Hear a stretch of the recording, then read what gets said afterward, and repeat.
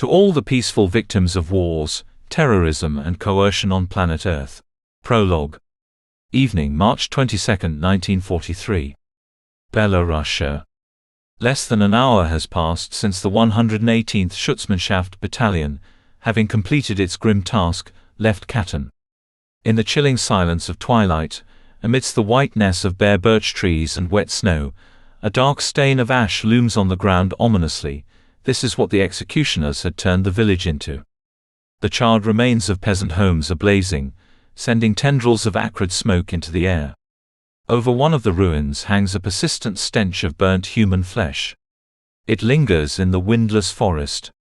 The only sound on the street, which was bustling with life just the day before, is the crackling of smoldering wooden beams breaking the unbearable silence. Leading away from that barn are several trails of human footprints.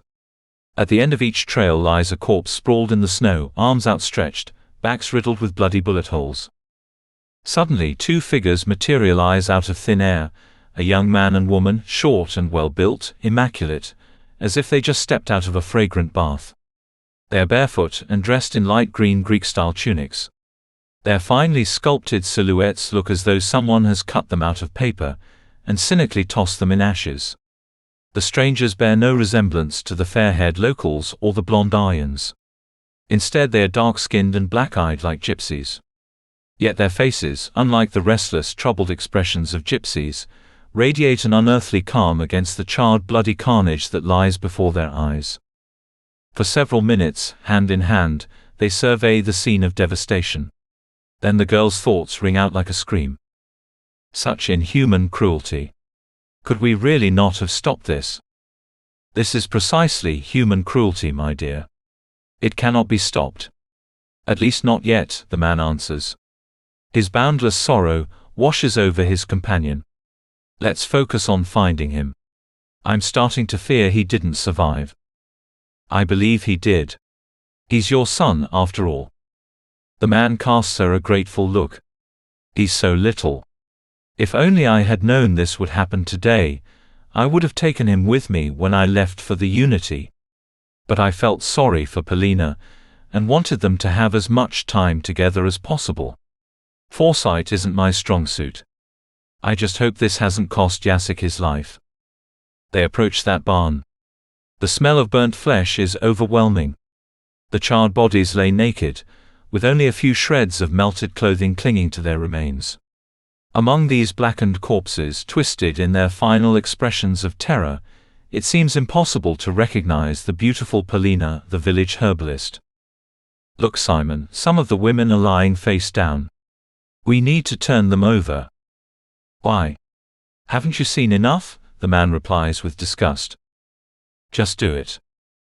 Without moving, he stretches out his hand toward one of the female bodies and slowly turns his palm upward.